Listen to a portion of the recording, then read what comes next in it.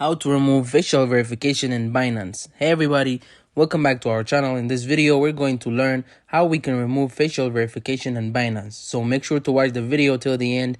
Now, if you have Binance, you haven't tried to verify it, but you don't want the facial verification. Now, keep in mind, you can't remove facial verification. First off, you understand what the verification is for: to upload a document and to let Binance know that you are the real owner of the document. Binance will need to verify your face, because if Binance did not verify your face, then that document could belong to anybody. It could be your brothers, it could be your sister, your siblings, or your friends, or maybe somewhere you found it and you're trying to verify and utilize someone's name. That's why facial verification exists, and it does not be removed at all. It is to verify the photo on the document matches the photo of your facial verification. It should be the same, and that's only when you should be able to verify. So unfortunately, you can't remove facial verification on Binance. Hope this video was helpful.